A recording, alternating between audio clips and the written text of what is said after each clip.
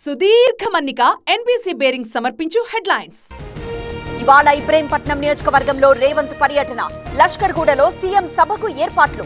గీత కార్మికులు భారీగా తరలి రావాలన్న మల్రెడ్డి రంగారెడ్డి. నిజామాబాద్ లో రైస్ మిల్లులపై సివిల్ సప్లై దాడులు. మిల్లింగ్ ధాన్యం పక్కదారి పట్టినట్లు నిర్ధారణ. 39 రైస్ మిల్లులపై కేసులు నమోదు. అమెరికాలో AT&T సంస్థ డేటా హ్యాక్. 6 నెలల మొబైల్ డేటాను హ్యాక్ చేసిన సైబర్ నేరగాళ్లు. విచారణ చేపట్టిన సైబర్ సెక్యూరిటీ విభాగం.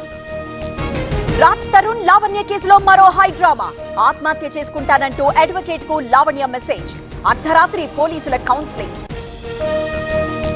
తిరుమలలో కొనసాగుతున్న భక్తుల రద్దీ. శ్రీవారి సర్వదర్శనానికి 30 గంటల సమయం. కృష్ణతేజ గెస్ట్ హౌస్ వరకు భక్తుల క్యూ లైన్. గూడూరులో భారీ అగ్ని ప్రమాదం. ఫ్యాన్సీ దుకాణంలో చెలరేగిన మంటలు. చుట్టుపక్కల దుకాణాలకు వ్యాపిస్తున్న మంటలు. కేయూ పోతన గర్ల్స్ హాస్టల్లో ప్రమాదం. అర్ధరాత్రి ఊడిపడ్డ హాస్టల్ స్లాబ్ పెచ్చులు.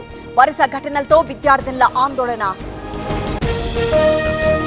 నంద్యాలలో రెచ్చిపోయిన దొంగలు. ఇళ్ల తాళాలు పగలగొట్టి చోరీ. బంగారం నగదు అపహరణ.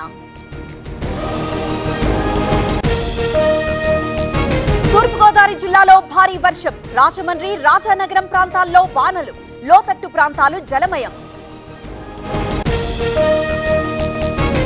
దేశవ్యాప్తంగా ఇవాళ ఉప ఎన్నికల ఫలితాలు. 13 అసెంబ్లీ స్థానాల రిజల్ట్స్ మధ్యాహ్నం లోపు వెలువడే అవకాశం.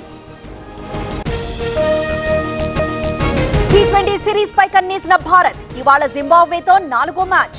ఇప్పటికే 2-1 ఆధిక్యంలో టీమిండియా.